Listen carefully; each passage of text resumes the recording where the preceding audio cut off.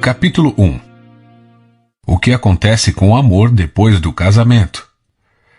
A 10.000 metros de altitude, em algum lugar entre Buffalo e Dallas, ele colocou a revista no bolso do assento à sua frente, virou-se em minha direção e perguntou: "Você trabalha com o quê?" "Faço aconselhamento conjugal e promovo seminários sobre melhoria do casamento", respondi de forma casual. Faz tempo que desejo perguntar isto a alguém. O que acontece com o amor depois do casamento? Tendo desistido da possibilidade de tirar uma soneca, perguntei a ele: "O que você está querendo dizer?" "Bem, eu me casei 3 vezes e em todas elas tudo era maravilhoso antes de nos casarmos. Mas, por alguma razão, depois do casamento tudo desmoronou. Todo o amor que eu pensava sentir por ela e que ela parecia sentir por mim se evaporou. Sou uma pessoa inteligente, administro um negócio bem-sucedido, mas isso é algo que não entendo." "Quanto tempo você ficou casado?" "O primeiro casamento durou cerca de 10 anos, o segundo durou 3 e o último quase 6 anos. Seu amor evaporou de uma hora para outra após o casamento ou foi uma perda gradual?" "Bem, o segundo deu errado logo de início. Não sei o que aconteceu, pensei de verdade que nos amássemos, mas a lua de mel foi um desastre e nunca nos recuperamos. Namoramos por apenas 6 meses. Foi um romance relâmpago. Tudo era realmente empolgante, mas depois do casamento foi uma guerra desde o início." "E o primeiro casamento?" No primeiro tivemos 3 ou 4 bons anos juntos antes que o bebê nascesse. Depois que ele nasceu, minha sensação era de que ela dava total atenção ao bebê e que eu não era mais importante. Era como se o único objetivo da vida dela fosse ter um bebê e, depois disso, não precisasse mais de mim." "Você disse isso a ela?" "Sim, eu disse. Ela disse que eu estava louco, que eu não entendia o estresse de ser uma babá 24 horas por dia. Disse que eu deveria ser mais compreensivo e ajudasse mais. Eu realmente tentei, mas não parecia fazer diferença. A partir dali, ficamos cada vez mais distantes. Depois de algum tempo, não havia mais nenhum amor, apenas indiferença. Nós dois chegamos à conclusão de que o casamento tinha acabado." "E o último casamento?" "Veja, eu realmente achava que seria diferente. Fiquei divorciado por 3 anos, então namoramos por 2 anos. Achava de verdade que sabia o que estava fazendo e talvez pela primeira vez na vida realmente imaginei que soubesse o que significava amar alguém. Sentia sinceramente que ela me amava." "E o que aconteceu?" "Não acho que eu tenha mudado depois de nos casarmos. Continuei a expressar amor como fazia antes do casamento. Dizia como ela era bonita, quanto eu a amava e que tinha orgulho de ser seu marido. Mas, alguns meses depois, ela começou a reclamar de coisas pequenas, como não levar o lixo para fora ou não guardar minhas roupas. Em seguida, passou a atacar meu caráter, dizendo que não podia confiar em mim e me acusando de ser infiel. Ela se tornou uma pessoa totalmente negativa. Antes do casamento, ela não era assim. Na verdade, era uma das pessoas mais positivas que eu já havia conhecido. Seu otimismo, aliás, foi uma das coisas que me atraíram nela. Nunca reclamava de nada. Para ela, tudo que eu fazia era maravilhoso. Assim que nos casamos, porém, eu não parecia ser capaz de fazer nada certo. Honestamente, não sei o que aconteceu. Por fim, perdi meu amor e comecei a me ressentir dela. Estava bem claro que ela não me amava. Chegamos à conclusão de que não era bom continuarmos juntos e, assim, nos separamos." Após fazer uma pausa, ele prosseguiu: "Isso aconteceu 1 ano atrás. Sendo assim, minha pergunta é: o que acontece com o amor após o casamento? Minha experiência é comum. É por isso que temos tantos divórcios hoje em dia. Não consigo acreditar que isso tenha acontecido 3 vezes comigo. Será que aqueles que não se divorciam aprendem a viver com o vazio ou o amor realmente permanece vivo em alguns casamentos? Se for esse o caso, como é possível? As perguntas do meu amigo sentado no assento ao lado são as mesmas que milhares de pessoas casadas e divorciadas fazem hoje em dia. Algumas perguntas se dirigem a amigos, outras a conselheiros e pastores e outras a si mesmos. Às vezes, as respostas são expressas em jargões da psicologia quase incompreensíveis. Às vezes, são expressas por meio de piadas e ditados populares. A maioria das piadas e brincadeiras contém alguma verdade, mas tem a mesma eficácia de uma aspirina oferecida a uma pessoa com câncer. O anseio pelo amor romântico no casamento está profundamente enraizado em nossa formação psicológica. Há inúmeros livros sobre o assunto e programas de rádio e televisão abordam o tema em entrevistas. A internet está cheia de conselhos, assim como nossos pais e amigos. Manter o amor vivo no casamento é assunto sério. Com toda a ajuda especializada disponível na mídia, por que tão poucos casais parecem ter encontrado o segredo para manter o amor vivo após o casamento? Por que o casal assiste a um seminário sobre comunicação conjugal, ouve ideias maravilhosas sobre como melhorar o diálogo e, ao voltar para casa, se vê totalmente incapaz de pôr em prática as técnicas demonstradas? O que fazer quando vemos um especialista em algum programa de entrevistas falar sobre as 100 maneiras de expressar amor ao nosso cônjuge? Escolhemos 2 ou 3 maneiras que nos parecem especialmente boas e as colocamos em prática. E o cônjuge nem sequer reconhece nosso esforço. Diante disso, abandonamos as outras 97 maneiras e voltamos à vida normal. O propósito deste livro é responder a essas perguntas. Não quero dizer que os livros e artigos já publicados não sejam úteis. O problema é que ignoramos uma verdade fundamental. As pessoas falam diferentes linguagens do amor. Tenho formação acadêmica na área de antropologia. Assim, estudei linguística, que identifica determinado número de grupos linguísticos principais: japonês, chinês, espanhol, inglês, português, grego, alemão, francês e assim por diante. A maioria de nós cresce falando a língua dos pais e irmãos. Nossa linguagem primária ou nativa, também chamada de língua materna. Mais tarde aprendemos línguas ou idiomas adicionais, mas, em geral, com maior esforço. São nossas linguagens secundárias. Falamos e entendemos melhor nossa linguagem materna. Ela nos faz sentir mais confortáveis. Quanto mais usarmos uma segunda língua, mais confortáveis nos sentiremos em conversar nela. Se falarmos apenas nossa linguagem primária e nos encontrarmos com alguém que fala apenas a linguagem primária dele, que é diferente da nossa, o diálogo será limitado. Precisaremos confiar em gestos, grunhidos, desenhos ou encenações para expressar nossas ideias. A comunicação existe, mas é estranha, travada. As diferenças de linguagem fazem parte da cultura humana. Se quisermos estabelecer contato eficiente em diversas fronteiras culturais, é preciso aprender a linguagem daqueles com quem desejamos nos comunicar. É a mesma coisa no âmbito amoroso. Sua linguagem emocional do amor e a de seu cônjuge podem ser tão diferentes quanto o chinês é do português. Por mais que você se esforce para expressar seu amor em português, se seu cônjuge só entende chinês, vocês nunca entenderão como amar um ao outro. Meu amigo no avião usava a linguagem das palavras de afirmação com sua terceira esposa, dizendo a ela que a achava bonita, que a amava e que tinha orgulho de ser seu marido. Ele expressava amor e era sincero no que dizia, mas ela não entendia essa linguagem. Talvez ela buscasse amor no comportamento dele e não o encontrasse. Não basta ser sincero. Devemos nos dispor a aprender a linguagem do amor primário do outro se quisermos ser comunicadores eficientes de nosso amor. Minha conclusão, depois de 30 anos de aconselhamento conjugal, é que existem 5 linguagens emocionais do amor. 5 maneiras de as pessoas falarem e entenderem o amor emocional. No campo da linguística, uma linguagem pode ter diversos dialetos ou variações. Do mesmo modo, há muitos dialetos dentro das 5 linguagens emocionais básicas do amor. É por isso que existem artigos em revistas como 10 maneiras de fazer sua esposa saber que você a ama, 20 formas de manter seu homem em casa, ou 365 expressões de amor conjugal.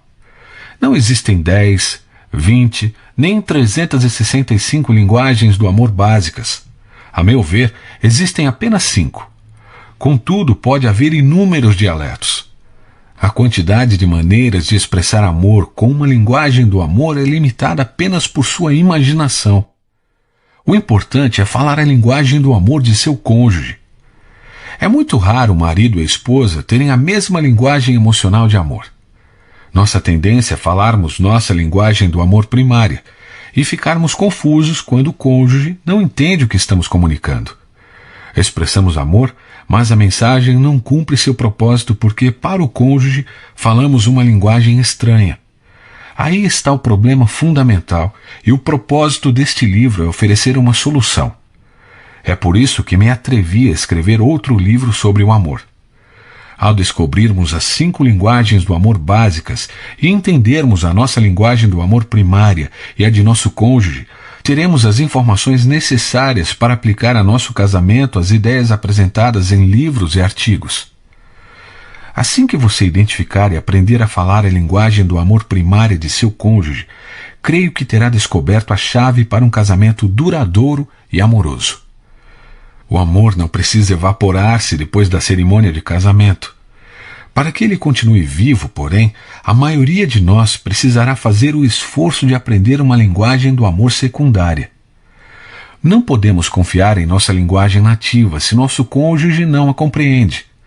Se quisermos que o cônjuge sinta o amor que tentamos comunicar, devemos expressá-lo na linguagem do amor primária dele. Sua vez. Complete a frase. Haveria menos divórcios no mundo se as pessoas... Capítulo 2. Mantenha o tanque de amor cheio.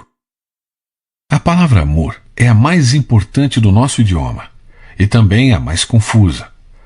Pensadores seculares e religiosos concordam que o amor desempenha um papel central na vida. Milhares de livros, músicas, revistas e filmes são inspirados por essa palavra. Diversos sistemas filosóficos e teológicos criaram um lugar de destaque para o amor. Os psicólogos concluíram que sentir-se amado é uma necessidade emocional primária no ser humano. Por amor, subimos montanhas, cruzamos mares, atravessamos desertos e suportamos dificuldades indizíveis.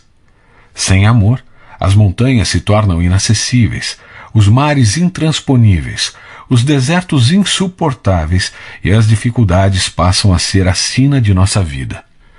Se somos capazes de concluir que a palavra amor permeia a sociedade humana, tanto na história quanto no presente, devemos concluir também que é uma palavra bastante confusa. Nós a usamos de milhares de maneiras. Dizemos amo cachorro-quente e logo em seguida amo minha mãe.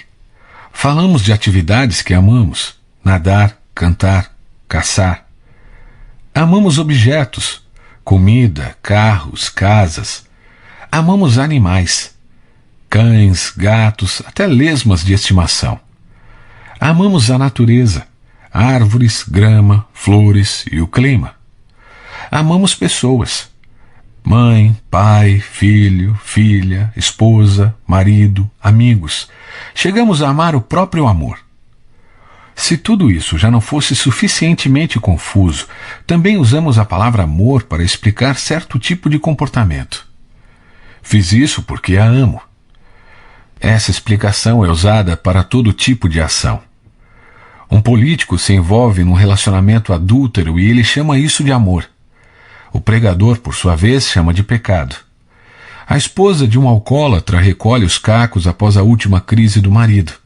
Ela chama isso de amor, mas o psicólogo chama de codependência. O pai atende a todos os desejos do filho pequeno, chamando isso de amor. O terapeuta familiar chamaria de irresponsabilidade paterna. O que é, afinal, o comportamento amoroso?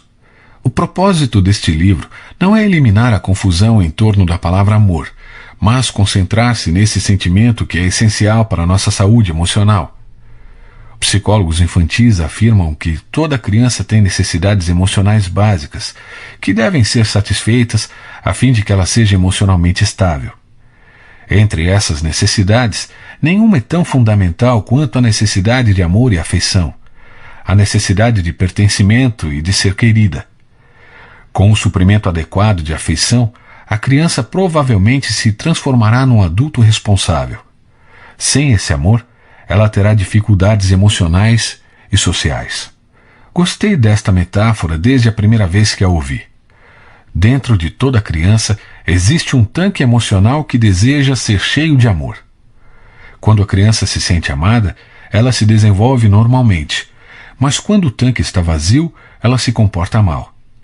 Grande parte do comportamento inadequado das crianças tem origem em um tanque de amor vazio. Ouvi essa metáfora do Dr. Ross Campbell, psiquiatra especializado no tratamento de crianças e adolescentes. Enquanto eu o ouvia, pensei nas centenas de pais que alardeiam os delitos de seus filhos em meu consultório. Não havia visualizado um tanque de amor vazio naquelas crianças até então, mas certamente conhecia suas consequências dessa carência. O mau comportamento resultava de uma busca mal orientada pelo amor que elas não sentiam. Elas buscavam amor nos lugares errados e de formas erradas. Lembro-me de Ashley que aos 13 anos se tratava de uma doença sexualmente transmissível. Seus pais estavam desolados. Ficaram irritados com Ashley e com a escola, que culpavam por ensinar sobre sexo. Por que ela fez isso? Perguntavam-se. Na minha conversa com Ashley, ela me falou do divórcio de seus pais quando estava com 6 anos. Achava que meu pai tinha ido embora porque não me amava, disse ela.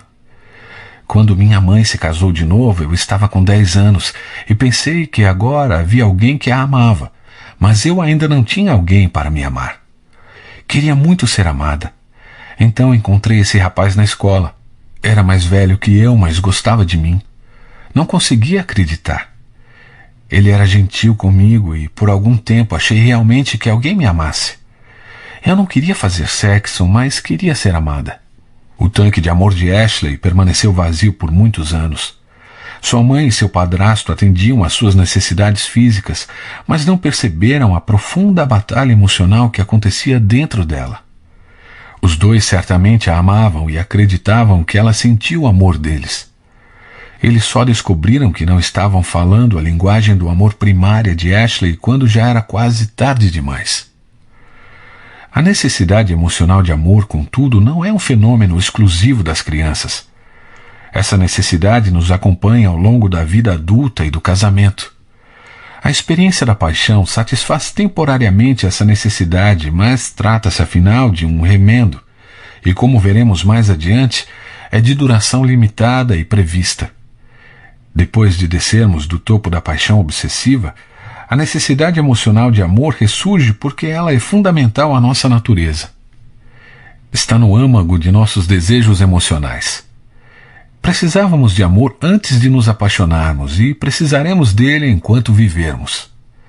A necessidade de nos sentirmos amados por nosso cônjuge está no cerne de nossos desejos conjugais.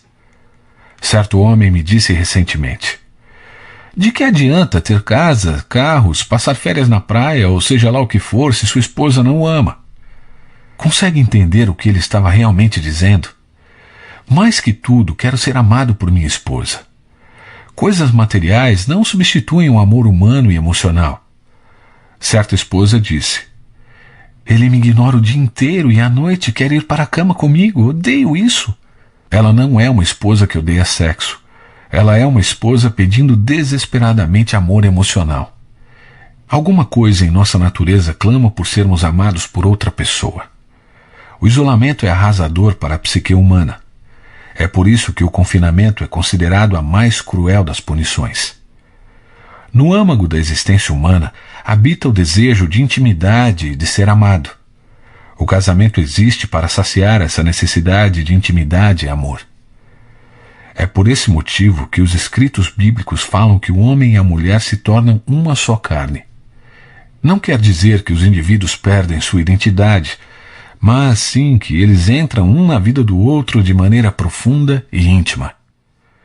Todavia, se o amor é importante, ele também é elusivo. Já ouvi muitos casais compartilharem sua dor secreta. Alguns chegam a mim porque a dor interna se tornou insuportável, enquanto outros vêm por perceberem que seus padrões de comportamento ou má conduta de seu cônjuge estão destruindo o casamento. Há quem chegue simplesmente para me informar que não querem mais permanecer casados. Os sonhos de viver felizes para sempre colidiram com a dura parede da realidade. Ouço frequentemente as palavras: nosso amor acabou, nosso relacionamento morreu. Antes nos sentíamos próximos, mas não é mais assim. Já não gostamos de estar juntos. Não satisfazemos mais as necessidades um do outro. Essas histórias comprovam que tanto adultos quanto crianças possuem tanques de amor. Será que lá no fundo desses casais feridos existe um tanque de amor emocional cujo indicador está no vermelho? Será que o mau comportamento, o afastamento, as palavras ríspidas e o espírito crítico ocorrem por causa desse tanque vazio? Se pudéssemos achar uma maneira de enchê-lo, será que o casamento renasceria? Será que com o tanque cheio, os casais conseguiriam gerar um clima emocional no qual fosse possível discutir diferenças e resolver conflitos? Acaso esse tanque poderia ser a chave que faz o casamento funcionar? Essas perguntas me levaram a uma longa jornada. Durante o caminho, encontrei as ideias simples, porém poderosas, contidas neste livro. A jornada me fez percorrer não apenas 30 anos de aconselhamento conjugal, mas me levou também ao coração e à mente de centenas de casais por todo o país. De uma ponta a outra dos Estados Unidos, casais me convidaram a entrar na intimidade de seu casamento, e ali conversamos abertamente. Os relatos apresentados neste livro foram extraídos da vida real. Os nomes e lugares, porém, foram trocados para preservar a privacidade dos indivíduos que falaram com tamanha liberdade. Estou convencido de que manter o tanque de amor emocional abastecido é tão importante para o casamento quanto manter um nível correto de óleo num automóvel. Seguir jornada pelo casamento com um tanque de amor vazio pode lhe custar muito mais caro que guiar seu carro sem óleo. A obra que você está prestes a ler tem o potencial de salvar milhares de casamentos e pode também melhorar o clima emocional de um bom casamento. Seja qual for a qualidade de seu casamento neste momento, ele sempre pode ficar melhor. Advertência: entender as 5 linguagens do amor e aprender a falar a linguagem do amor primária do seu cônjuge pode afetar radicalmente o comportamento dele. As pessoas se comportam de maneira diferente quando seu tanque de amor emocional está cheio. Antes de examinarmos as 5 linguagens do amor, porém, devemos abordar outro fenômeno importante, mas confuso: a eufórica experiência da paixão. Sua vez. Em algum momento você fez algo porque tinha boas intenções, ou seja, motivado pelo amor? O que aconteceu? Capítulo 3. A paixão. Ela apareceu em meu consultório sem marcar hora e perguntou à minha secretária se poderia conversar comigo por 5 minutos. Eu conhecia Janice havia 18 anos. Estava com 36 e nunca se casara. De tempos em tempos marcava horários para discutir uma questão particular referente a um de seus relacionamentos amorosos. Por natureza, era uma pessoa consciente e gentil, portanto era algo incomum que Janice aparecesse em meu consultório sem avisar. Pensei, ela deve estar numa crise terrível para vir sem marcar hora. Disse à secretária que a deixasse entrar. Estava certo de que haveria aos prantos e que me contaria alguma história trágica assim que a porta se fechasse. Em vez disso, ela praticamente deu um pulo para dentro do consultório, vibrando de alegria. Como está, Janice? Ótima! Nunca me senti melhor em toda a minha vida. Vou me casar. Casar? Com quem e quando? Com David Gillespie, em setembro. Que coisa boa! Há quanto tempo vocês estão namorando? 3 semanas. Sei que é loucura, Dr. Chapman. Depois de todos os homens com que namorei e do número de vezes que cheguei perto de me casar, nem eu mesma consigo acreditar, mas sei que David é a pessoa certa para mim. Desde o primeiro encontro, nós 2 já sabíamos. É claro, não falamos sobre o assunto na primeira noite, mas 1 semana depois ele me pediu em casamento. Sabia que ele ia pedir. E eu sabia que ia dizer sim. Nunca me senti assim. O senhor sabe dos relacionamentos que tive durante esses anos todos e as lutas que enfrentei. Em todo relacionamento havia algo errado. Nunca me senti firme com relação à ideia de casar com algum deles, mas desta vez sei que David é o cara certo para mim. Nesse momento, Janice se balançava para frente e para trás na cadeira, rindo e dizendo: sei que é loucura, mas estou feliz. Nunca me senti tão feliz em minha vida. O que aconteceu com Janice? Ela se apaixonou. Em sua mente, David é o homem mais maravilhoso que ela já conheceu. Ele é perfeito em todos os aspectos. Será um marido ideal. Ela pensa nele dia e noite. Questões da vida de David, como o fato de ele já ter se casado 2 vezes, ser pai de 3 filhos e ter passado por 3 empregos no último ano, são coisas banais para Janice. Ela está contente e convencida de que será feliz para sempre com ele. Ela está apaixonada. A maioria de nós opta pelo casamento por meio da experiência da paixão. Encontramos alguém cujas características físicas e traços de personalidade geram um choque elétrico forte o suficiente para disparar nosso alerta de amor. Os sinos começam a tocar e iniciamos o processo de conhecer a pessoa. O primeiro passo pode ser um passeio numa lanchonete ou num restaurante, dependendo de nosso orçamento. Mas nosso interesse real não está na comida. Estamos numa busca para descobrir o amor. Será que essa coisa quente e arrepiante que tenho dentro de mim pode ser amor de verdade? Às vezes, os arrepios desaparecem no primeiro encontro. Descobrimos que ele fica horas em sites esquisitos na internet, ou que abandonou 6 faculdades diferentes pela metade, e a empolgação se esvai. Não queremos mais comer hambúrgueres com ele. Em outros casos, porém, os arrepios são mais fortes depois do hambúrguer do que eram antes.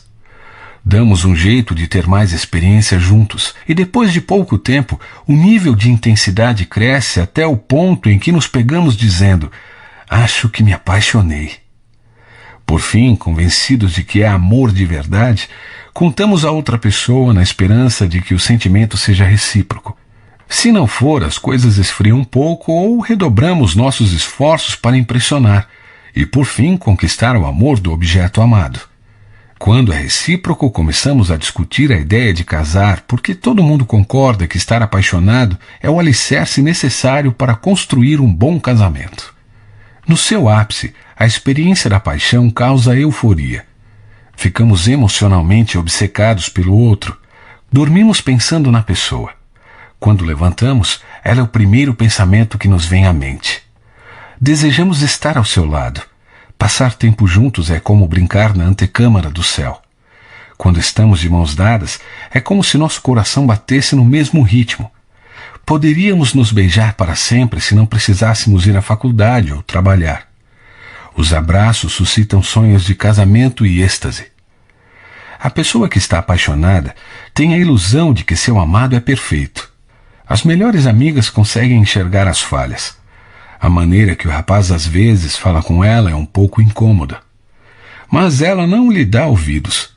A mãe, percebendo que o rapaz não consegue manter um emprego fixo, guarda para si suas preocupações, mas faz perguntas sutis para saber quais são os planos dele. Nossos sonhos antes do casamento são de felicidade conjugal. Vamos fazer um ao outro extremamente felizes. Outros casais podem discutir e brigar, mas nós seremos diferentes. Nós nos amamos. É claro, não somos completamente ingênuos. Sabemos em nossa mente que um dia teremos divergências, mas estamos certos de que discutiremos essas diferenças de maneira franca. Um de nós sempre estará disposto a fazer concessões e chegaremos a um acordo.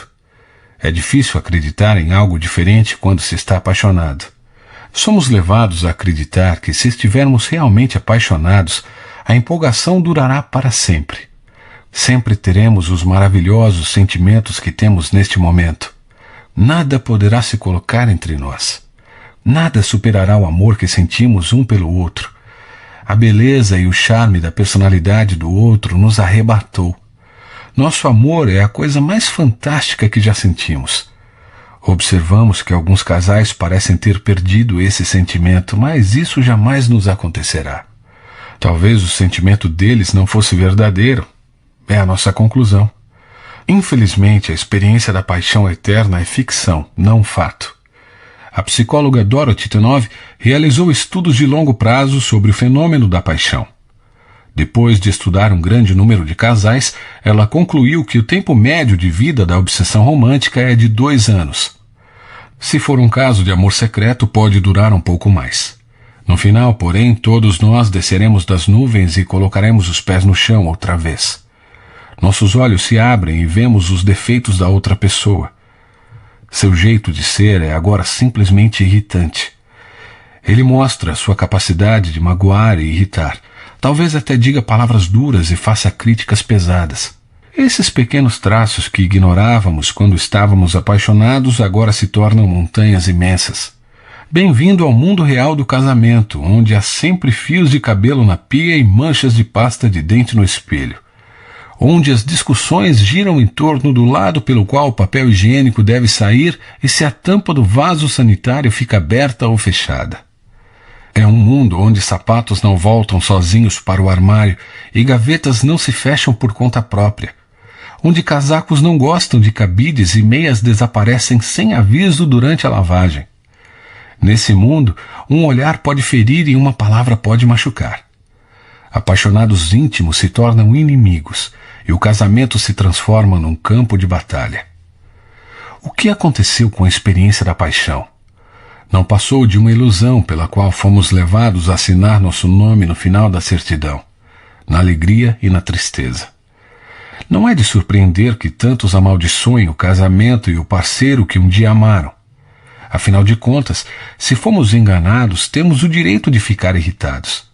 Será que era realmente amor de verdade? Acredito que sim. O problema foi a falha na informação. A informação ruim era esta: a ideia de que a paixão obsessiva duraria para sempre. Devíamos saber disso.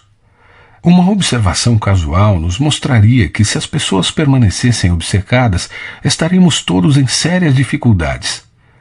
As ondas de paixão se espalhariam pelas empresas, indústrias, igrejas, escolas e pelo restante da sociedade. Por quê? Porque as pessoas que estão apaixonadas perdem interesse em outros assuntos. É por isso que chamamos a paixão de obsessão. O universitário que entra de cabeça numa paixão vê suas notas despencarem. É difícil estudar quando você está apaixonado.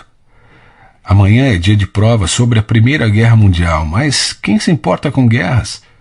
Quando se está apaixonado, tudo mais parece irrelevante. Um homem me disse: Dr. Chapman, meu emprego está se desintegrando. O que você quer dizer com isso? Perguntei. Conheci essa moça, me apaixonei e não consigo fazer mais nada. Não consigo me manter concentrado no trabalho. Passo o dia todo pensando nela.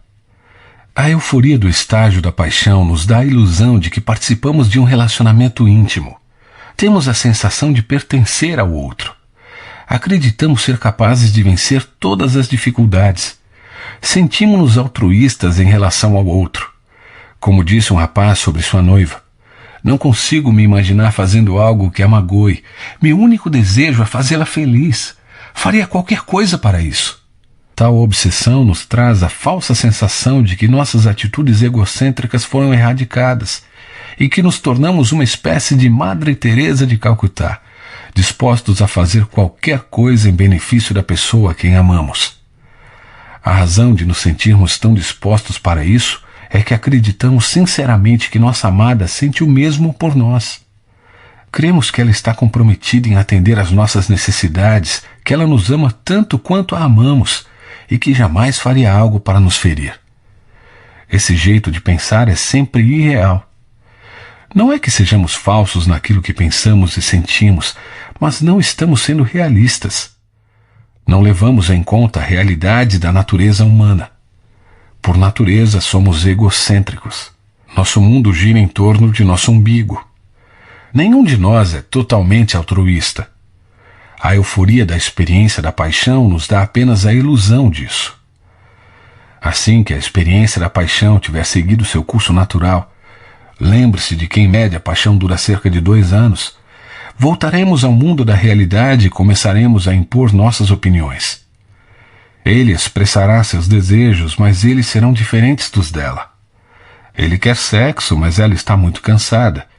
Ele sonha em comprar um carro novo, mas ela diz com todas as letras: não temos condição.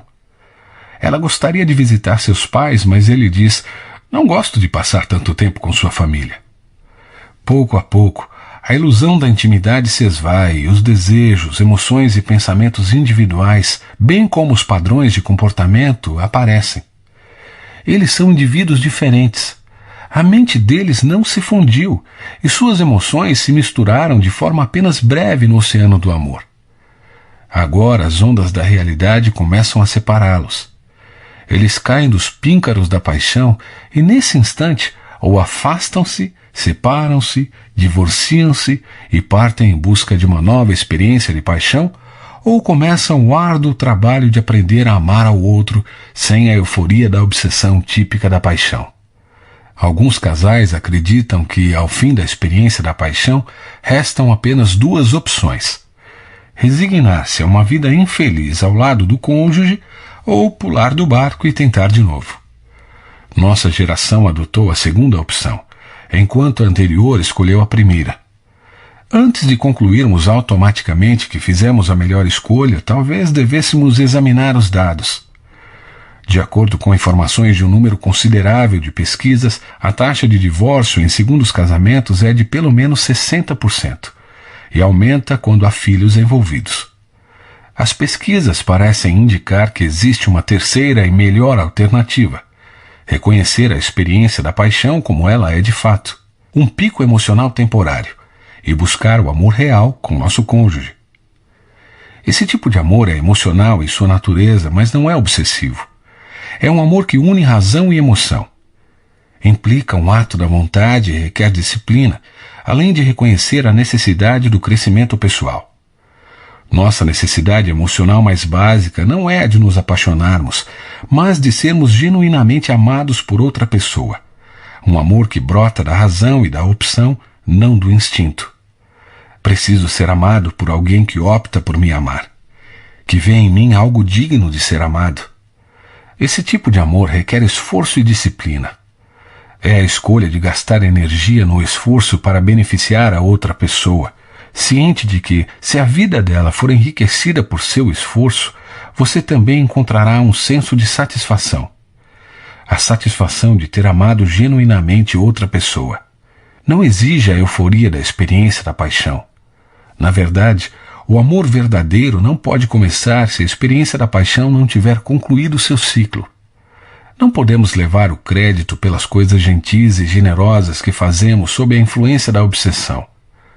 Somos impulsionados e empurrados por uma força instintiva que vai além de nossos padrões normais de comportamento. Se, contudo, no momento em que voltarmos ao mundo real da escolha humana, optarmos por ser gentis e generosos, então isso é amor real. Para ter saúde emocional, nossa necessidade de amor deve ser saciada. Os casados desejam sentir a afeição e o amor de seu cônjuge. Ficamos seguros quando temos a garantia de que nosso par nos aceita, nos deseja e está comprometido com o nosso bem-estar. Durante o estágio da paixão, sentimos todas essas emoções. Foi maravilhoso enquanto durou. Nosso erro foi pensar que duraria para sempre. Essa obsessão, porém, não deve durar para sempre. Na apostila do casamento, trata-se apenas da introdução. O âmago da apostila é o amor racional e volitivo. Esse é o sentimento que os sábios sempre desejaram para nós. É o amor intencional. Essa é uma boa notícia para o casal que perdeu os sentimentos da paixão. Se o amor é uma opção, então eles têm a capacidade de amar após a obsessão da paixão ter acabado e terem voltado ao mundo real. Esse tipo de amor começa com uma atitude, um modo de pensar. Amar é uma atitude que diz: estou casado com você e escolho buscar seus interesses. Então, aquele que opta por amar encontrará maneiras adequadas de expressar essa decisão. Mas isso parece tão sem vida, alguns podem contestar. Amor como uma atitude com um comportamento adequado? Onde estão as estrelas cadentes, os fogos de artifício, as emoções profundas? O que dizer da ansiedade da espera, do brilho nos olhos, da eletricidade de um beijo, da excitação do sexo? E quanto à segurança emocional de saber que ocupo o primeiro lugar na mente do meu cônjuge? Este livro trata exatamente disso. Como satisfazer a profunda necessidade emocional de sentir o amor de alguém? Se aprendermos isso e optarmos por agir dessa forma, então o amor que compartilhamos será mais empolgante que qualquer coisa que já tenhamos sentido quando estávamos apaixonados. Há muitos anos que discuto as 5 linguagens emocionais do amor em meu seminário sobre vida conjugal e em sessões de aconselhamento. Milhares de casais confirmarão a validade do que você está prestes a ler. Meus arquivos estão repletos de cartas de pessoas com quem nunca me encontrei pessoalmente, na qual dizem: um amigo me emprestou uma de suas fitas com palestras sobre as linguagens do amor e isso revolucionou nosso casamento. Brigávamos havia anos, tentando amar um ao outro, mas nossos esforços não atingiam o cônjuge em termos emocionais. Agora que falamos a linguagem do amor apropriada, o clima emocional de nosso casamento melhorou radicalmente. Quando o tanque de amor emocional de seu cônjuge estiver cheio e ele se sentir seguro de seu amor, o mundo inteiro brilhará e seu cônjuge sairá em busca do seu mais elevado potencial na vida. Quando, porém, o tanque de amor está vazio e ele se sente usado em vez de amado, o mundo parecerá escuro e ele provavelmente nunca alcançará seu potencial de gerar bem no mundo. Nos próximos 5 capítulos explicarei as 5 linguagens emocionais do amor e então, no capítulo 9, ilustrarei como o fato de descobrir a linguagem do amor primária de seu cônjuge torna seus esforços de amor muito mais produtivos. Sua vez. Relembre o momento de seu casamento em que a realidade entrou em cena e os sentimentos românticos iniciais desapareceram. Isso afetou o seu relacionamento? Para melhor ou para pior? Capítulo 4. Primeira linguagem do amor. Palavras de afirmação.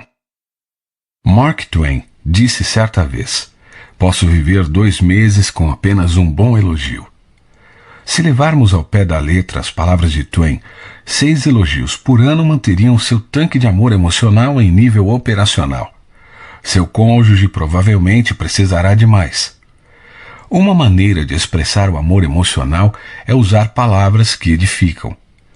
Salomão, autor da literatura hebraica de sabedoria, escreveu: a língua tem poder sobre a vida e sobre a morte. Provérbios 18:21. Muitos casais desconhecem o tremendo poder de uma afirmação verbal. Salomão também percebeu isto. O coração ansioso deprime o homem, mas uma palavra bondosa o anima. Provérbios 12:25. Elogios verbais ou palavras de apreciação são poderosos comunicadores de amor.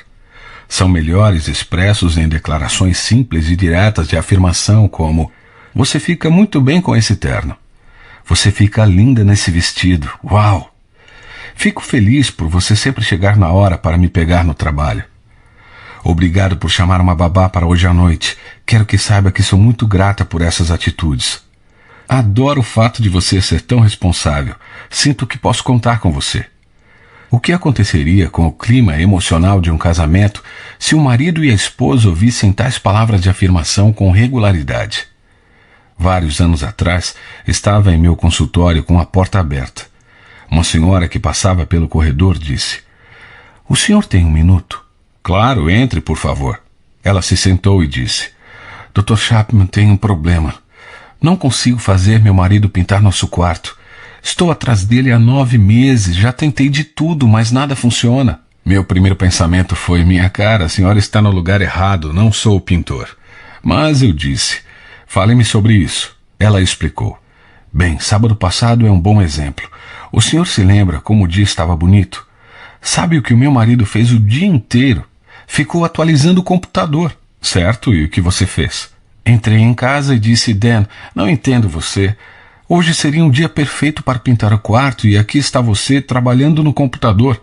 Aí ele saiu e foi pintar o quarto. Que nada, o quarto está na mesma, não sei o que fazer.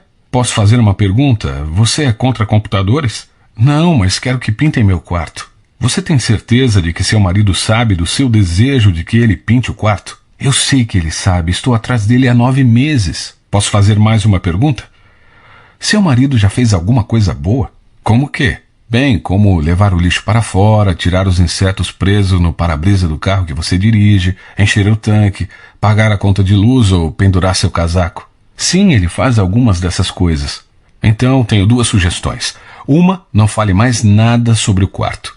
Na verdade, nem sequer mencione o assunto novamente. Não vejo como isso vai ajudar. Olhe, você acabou de me dizer que ele sabe que seu desejo é que o quarto seja pintado. Não precisa mais lhe dizer isso. Ele já sabe. Minha segunda sugestão é que, na próxima vez que seu marido fizer alguma coisa boa, faça um elogio. Se ele levar o lixo para fora, diga: Dan, saiba que fico muito grata por você levar o lixo para fora.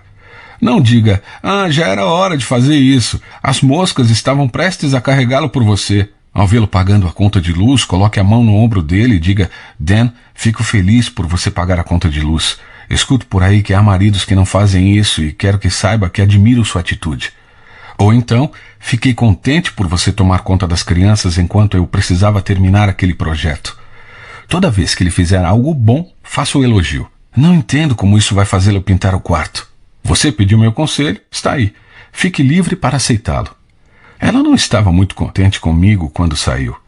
3 semanas depois, porém, voltou ao consultório e disse: funcionou. Ela havia descoberto que os elogios são motivadores muito melhores que palavras importunas. Não estou sugerindo que você use de bajulação para obter o que deseja de seu cônjuge. O objetivo do amor não é conseguir o que você quer, mas fazer algo pelo bem-estar daquele a quem ama. É um fato, porém, que ao recebermos palavras afirmativas, há uma maior possibilidade de nos motivarmos a retribuir e fazer algo que nosso cônjuge deseja. O elogio é apenas uma das maneiras de expressar palavras de afirmação ao cônjuge. Outra possibilidade são as palavras encorajadoras. A palavra encorajar significa inspirar coragem. Há áreas em nossa vida nas quais nos sentimos inseguros. Carecemos de coragem e essa falta nos impede de realizar as coisas positivas que gostaríamos. O potencial latente do seu cônjuge nessas áreas de insegurança pode estar à espera de suas palavras encorajadoras. Alison sempre gostou de escrever. No final da faculdade, fez algumas disciplinas na área de jornalismo. Percebeu rapidamente que seu entusiasmo em escrever excedia em muito seu interesse em história, curso em que estava se formando. Era tarde para mudar de graduação, mas depois da faculdade, e especialmente antes do primeiro filho, ela escreveu vários artigos. Apresentou um deles a uma revista, mas quando recebeu uma carta de rejeição, nunca mais teve coragem de enviar material a outra redação. Agora que os filhos estavam maiores e havia mais tempo disponível, Alison voltou a escrever. Keith, o marido de Alison, deu pouca atenção aos textos da esposa nos primeiros anos do casamento. Sempre ocupado com a própria carreira, estava obcecado com a pressão de subir na escada corporativa. Com o tempo, porém, Keith percebeu que o profundo sentido da vida de sua esposa não estava nas realizações, mas nos relacionamentos. Ele aprendeu a dar mais atenção a Alison e a seus interesses. Assim, foi com bastante naturalidade que, certa noite, ele pegou um dos artigos de Alison e o leu. Quando terminou, foi até a sala onde a esposa lia um livro. Com grande entusiasmo disse: detesto interromper sua leitura, mas preciso dizer algo. Acabei de ler seu artigo, aproveite ao máximo os feriados. Alison, você é uma excelente escritora. Esse negócio precisa ser publicado. Você escreve com clareza. As palavras retratam imagens que posso visualizar. Seu estilo é fascinante. Você precisa enviar esse artigo para alguma revista. Acha mesmo? Perguntou Alison hesitante. Tenho certeza que sim. Estou dizendo, isto é bom. Quando Keith saiu da sala, Alison não conseguiu retomar sua leitura. Com o livro fechado sobre seu colo, ela sonhou por meia hora com o que o seu marido dissera. Imaginou se outros reagiriam a seu texto como ele reagira. Lembrou-se da carta de rejeição que recebera anos atrás, mas concluiu que era uma nova pessoa agora. Seus textos eram melhores. Ela passara por novas experiências. Antes de levantar-se da cadeira para beber um copo d'água, Alison já havia tomado uma decisão. Apresentaria seus artigos a algumas revistas para saber se havia chance de serem publicados. As palavras encorajadoras de Keith foram ditas muitos anos atrás. Alison teve vários artigos publicados desde então, e agora tem um contrato para escrever um livro. É uma excelente autora, mas foram necessárias as palavras encorajadoras de seu marido para inspirá-la a dar o primeiro passo no árduo processo de publicar um artigo. Talvez seu cônjuge tenha algum potencial não aproveitado em uma ou mais áreas da vida. Esse potencial pode estar à espera de suas palavras encorajadoras.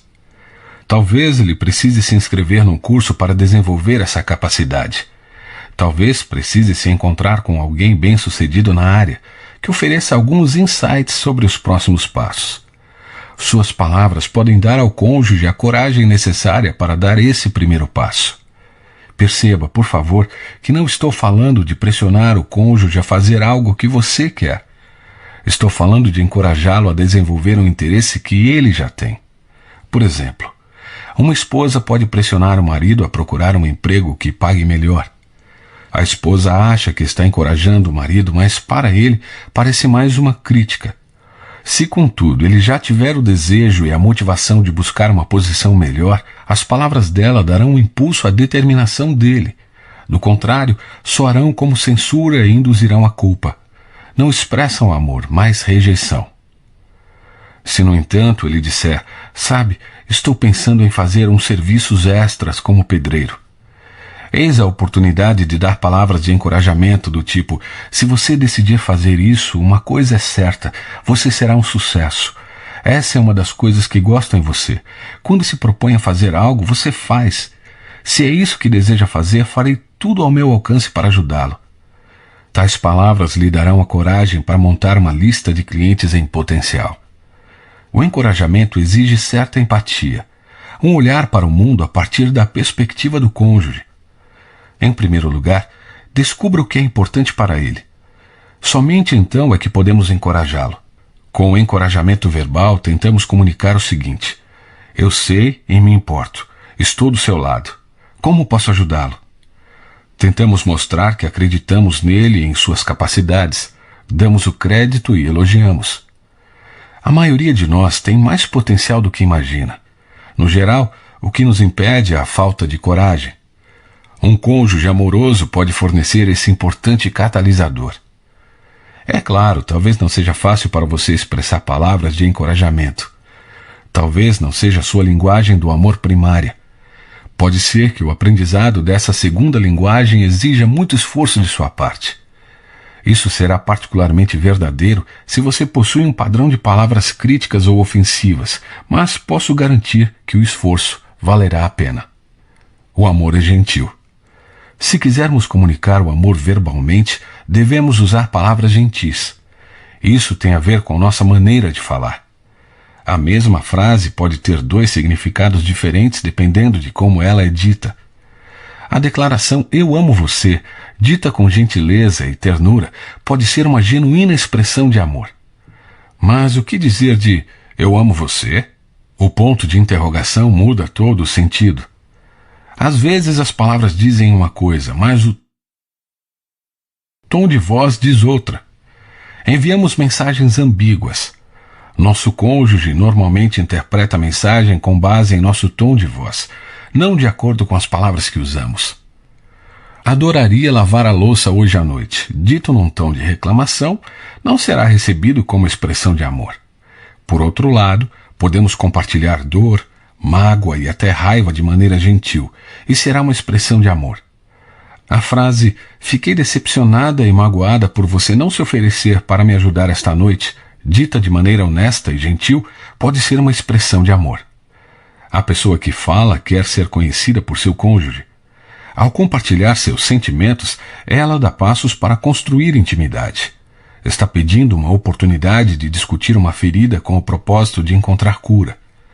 As mesmas palavras expressas em voz alta e dura não serão uma expressão de amor, mas sim de censura e julgamento. Nossa maneira de falar é muito importante. Um sábio da antiguidade disse certa vez: a resposta calma desvia a fúria. Provérbios 15:1.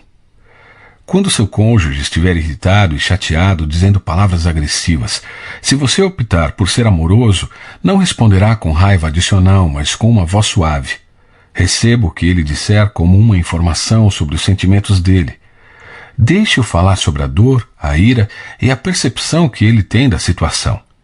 Procure se colocar no lugar dele e enxergar as coisas através de seus olhos, e então expresse de maneira suave e gentil sua opinião a respeito dos sentimentos dele. Se você cometeu alguma falha, confesse o erro e peça perdão. Se seu ponto de vista for diferente do dele, explique sua percepção de maneira gentil.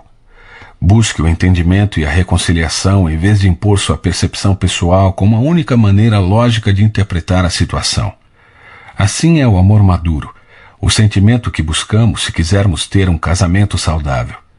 O amor não mantém uma lista de erros cometidos. O amor não desenterra falhas do passado. Ninguém é perfeito.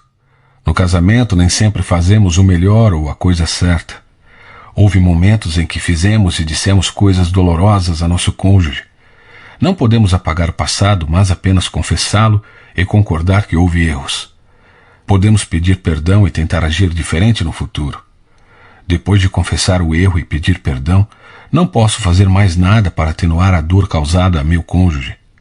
Quando eu for vítima de um erro de meu cônjuge e ele confessar dolorosamente e pedir perdão, tenho duas opções: justiça ou perdão.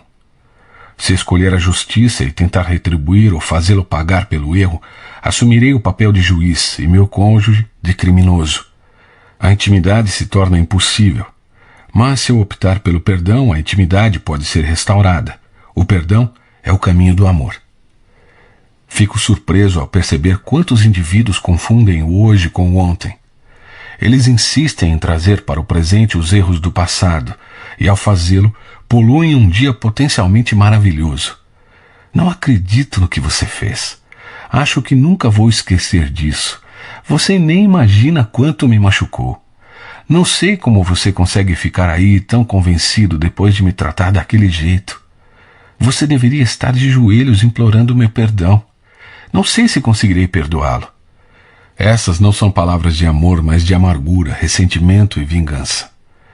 A melhor coisa que podemos fazer com os erros do passado é deixar que eles se tornem história. Sim, isso aconteceu.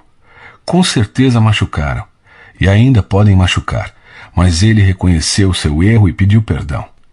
Não é possível apagar o passado, mas podemos aceitá-lo como história de vida. Podemos optar por viver hoje livres dos erros de ontem. O perdão não é um sentimento, é um compromisso. É a opção de mostrar misericórdia, de não responder à ofensa daquele que ofendeu. O perdão é uma expressão de amor. Eu amo você, eu me importo com você e escolho perdoá-lo.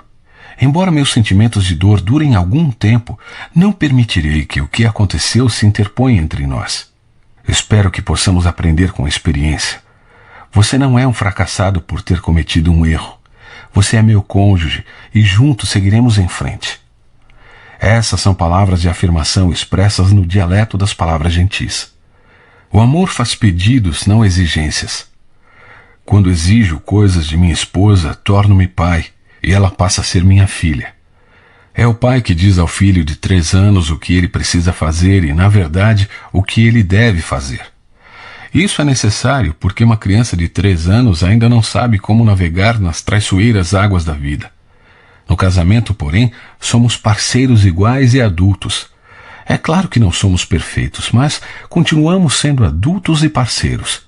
Se quisermos desenvolver um relacionamento íntimo, precisamos conhecer os desejos do outro. Se quisermos nos amar, precisamos saber o que a outra pessoa deseja. Nossa maneira de expressar esses desejos, porém, é algo muito importante. Se eles forem entendidos como exigências, eliminamos a possibilidade de intimidade e afastamos nosso cônjuge. Se, porém, expressarmos nossas necessidades e desejos na forma de um pedido, damos orientação, não decretos. O marido que diz: "Você poderia cozinhar aquele macarrão delicioso uma noite dessas?" Está dando à esposa uma orientação sobre como amá-lo e, assim, construir intimidade. Em contrapartida, o marido que diz: "Será que é impossível ter uma refeição decente por aqui?" age como adolescente. Faz uma exigência e sua esposa provavelmente responderá com algo como: "Tudo bem, então você cozinha." A esposa que diz: "Você acha que daria para limpar as calhas esta semana?" expressa amor ao fazer um pedido. Mas a esposa que diz: "Se você não limpar logo essas calhas, elas vão cair do telhado, há galhos brotando delas", colocou um fim no amor e tornou-se uma esposa dominadora. Ao fazer um pedido a seu cônjuge, você afirma o valor e as capacidades dele. Em essência, está indicando que ele tem algo ou pode fazer alguma coisa que é significativa e valiosa para você.